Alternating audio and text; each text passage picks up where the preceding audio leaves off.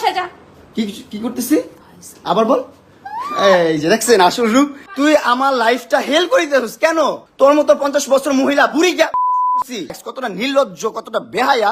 তুমি তোমার বেডরুমে আনছো, তোমার বেডরুমে অ্যাক্সেস। ভাই আমার লাইফ, তুমি ডাস্টবিন।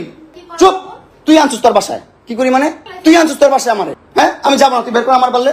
এই দেখেন ব্ল্যাকমেল করছে কত। এই দেখেন হাত, দেখেন ওর হাত, দেখেন হাত কাইটা ক্রিমিনাল জানোয়ারের কোথাকার। এই যে চাকু নিয়ে, ওর সাথে কোনো সম্পর্ক নাই, কিচ্ছু নাই, তারপরও কিছু করতে পারবো না, কোথাও যেতে পারবো না, কোনো কিছু করতে পারবো না।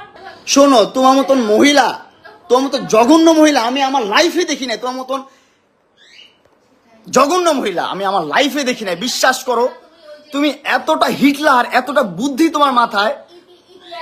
শোনো, তুমি এতটা হিটলার, তুমি এতটা জঘন্য। চুপ থাকো, আমার কথা শুনো। তুমি তোমার কথা শুনতে, আমি কথা বলতেছি না। তুমি হ্যাঁ, ওরা তো আমার সাথে এমন করতেছে না। তোমার মতন হিটলার, তোমার মতো জঘন্য মহিলা তো ওরা না, কেউ করে নাই। কারণ হচ্ছে যে তোমার কাছে তো আমি যাই নাই। তুমি আমার কাছে আসছো 4 বছর আগে, তোমার কাছে তো আমি যাই নাই। তুমি আমার কাছে আসছো 4 বছর আগে।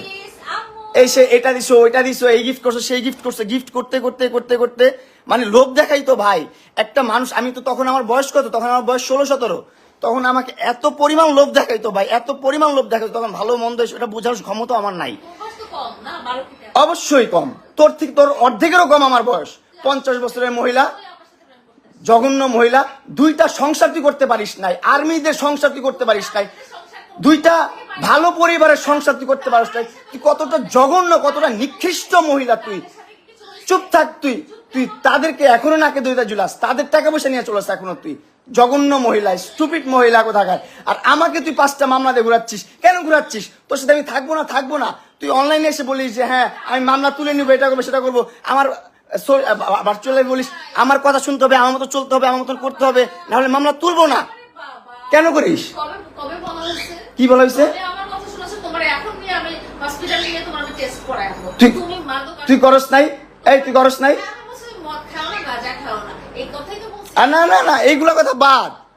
তুই আমার লাইফটা হেল করে দিতেছিস কেন? আমি কি করব না করবো আমার ব্যক্তিগত বিষয়। আমার বাবা মা আছে তো, তুই তো আমার বাবা মা না। তুই কেন আমাকে এগুলা করতেছিস? তুই 5টা মামলা ঝুলে রাখছিস কেন? কি অপরাধ করছি তোর সাথে আমি? তোর মতো 50 বছর মহিলা বুড়ি আমি দর্শন করছি? তোকে আমি অ্যাটেম্প্ট টু মার্ডার করতে চাইছি তোরে কিভাবে? তুই দেখা, আমাকে রেকর্ড দেখা। আদালত তো তোর গোলাম। তোর বাপ আর্মি ছিল, তুই আর তোর আমার 2টা ভাতার আর্মি ছিল, তোর ভাই আর আর্মি। তোর টাকা পয়সা অডালা, যা মন চায় তা করতেছিস। আমরা তো গরিব পরিবারের সন্তান, আমাদের তো কোনো দাম নাই এই দুনিয়াতে। আমাদের জন্মটাই হচ্ছে ভুল। আমাদের জন্মটাই ভুল, বুঝছিস? এই দুনিয়াতে, এই যে আমাদের এই দুনিয়াতে জন্মটা নেওয়া হচ্ছে। ভাই কতটা রিল্যাক্স, কতটা নির্লজ্জ, কতটা বেহায়া। রিল্যাক্স হয়ে শুয়ে, রিল্যাক্স হয়ে কথা বলতেছে, রিল্যাক্স হয়ে সব করতেছে। আমি কি করব ভাই? আমার লাইফটা আমি কি করব? আমি চাচ্ছি সুন্দর করতে আমার লাইফটা। আমার লাইফে আমি কিছু করতে পারতেছি না। আমি যদি মাদক আসক্ত হইয়াও থাকি, সেটা একমাত্র ওর পেরেশানিতে। ও আমাকে বাঁচতে দিচ্ছে না ভাই। আমি কিভাবে বাঁচবো? আমাকে বাঁচতে দিচ্ছে না ভাই। মেন্টালি এত প্রেশার দিচ্ছে। ওর কাছ থেকে কখনো চাইয়া আমি একটা টাকা নিয়ে নেই। ও আমাকে হাইদা এটা করছে, এটা দিছে, সেটা দিছে। লোভ দেখায় না, মোলা ঝুলাই আইন না। এই জায়গায় রাখছে ওর বাসা, এই জায়গায় ওর কাজের লোক, ওর বাপ মা, ওর 14 গোষ্ঠী সব এই জায়গায়। ওর কাজের লোকদেরকে ডেকে নিয়ে আসছে পিটানোর জন্য, আমাকে মারার জন্য। তারপর ওই নিচে রাজুকে ফোন দেয়, রাজু উপরে আসো তাড়াতাড়ি। সিকিউরিটি গার্ডদেরকে ফোন দেয়, তাড়াতাড়ি আসো, আমার বাসায় ক্রিমিনাল ঢুকে গেছে, প্লিজ নাও। হ্যাঁ, ভালো নাটক হচ্ছে।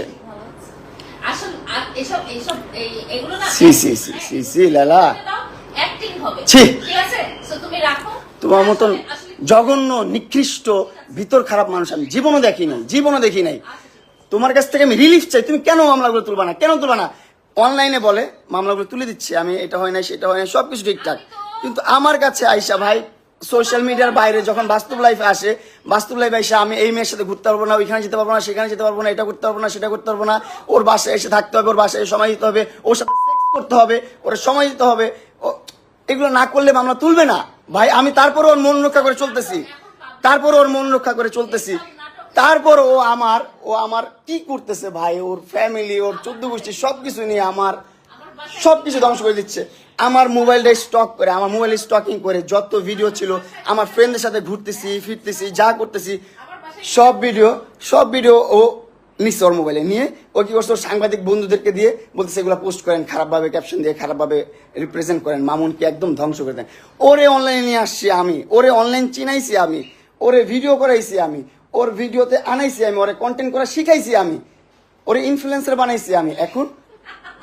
এখন আমার বিরুদ্ধেও কন্টেন্ট করে, আমাকে ধ্বংস করার জন্য কন্টেন্ট করে, বুঝছো? হ্যাঁ, প্রাইভেসি তুমি আনছো কেন তোমার বাসায় আমাকে?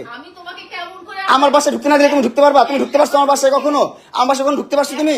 আমার বাসায় কখনো ঢুকতে পারছো তুমি? জি না, তুমি আনছো আমাকে মামলার জোর দিয়ে আনছো তুমি আমাকে মামলার জোর দিয়ে। বলো কথা বলো, তোমাকে আমি সমস্যা নাই, তুমি তো রাইট দেখে সুন্দর করে বসছো কথা বলার জন্য, বলো আমি কথার উত্তর দিব, সমস্যা নাই, বলো তো আমি তোমার কথা উত্তর দিব। তুমি তোমার বেডরুমে আনছো, তোমার বেডরুমে অ্যাক্সেস, হ্যাঁ তোমার বেডরুমে ঘুম পাড়াইছো আমাকে সারা রাত তুমি আমাকে। অবশ্যই জি না, আমি যদি না চাই, এই দেখেন একটা পরিবেশ কখনো কি এরকম থাকে, ও আর আমি থাকবো কখনো, ও আর আমি কখনো থাকবো যদি ও অ্যাক্সেস না দেয়, আমি ওর বাসায় কিভাবে ঢুকবো? ও অ্যাক্সেস দিছে বলে তো। ও বাবা কি অ্যাক্টিং, ওভার অ্যাক্টিং লাইভ দেখে নাকি? লাইভ দেখে?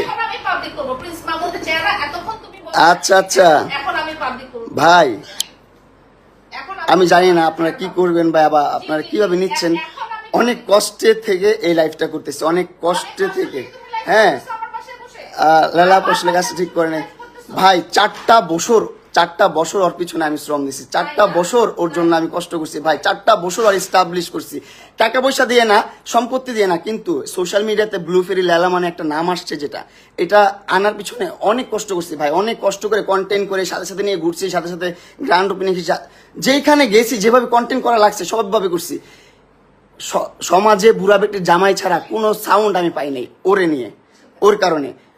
ওর কারণে এই একটা খারাপ নাম আমার জীবনে চলে আসছে। বুড়া বেটির জামাই, টাকা লোভে বিয়ে করছে ভাই। আমি জামাই না ভাই, বিয়ে করি না, কিচ্ছু করি নাই ভাই। ও কি করতো ভাই, প্রথম থেকে একটু করে গিফট দিত, তখন তো আমি অনেক ছোট মানুষ, আমি বুঝতাম না ভাই। এখন তো বুঝতেছি যে ভাই কি করছে জীবনে, আর আমি জীবনে কি করছি ভাই, এত বড় ভুল কিভাবে করছি ভাই। কি করতো, ছোট করে গিফট দিত। আমার প্রথম বার্থডেতে ওর সাথে যখন দেখা, 6 মাসের মাথায় আমার 12 লাখ টাকা দিয়ে একটা গাড়ি কিনে দিচ্ছে, তখনই তো আমি ইমপ্রেস। ও মাই গড, এত টাকা দিয়ে গাড়ি কিনে দিচ্ছে আমাকে, কত সুন্দর ভালো বন্ধু। আমাকে এমনও বলছে সারা জীবন আমি তোমার ভালো বন্ধু হয়ে থাকবো, আমার সাথে কোনো ধরনের তোমার কমিটমেন্ট দরকার নেই, এটা নেই সেটা নেই, তুমি আমার সাথে ভালোভাবে থাকবা, এতটুকুই। আমিও ঠিক আছে, আমি মেনে গেছি ছোটবেলা, হ্যাঁ ঠিক আছে।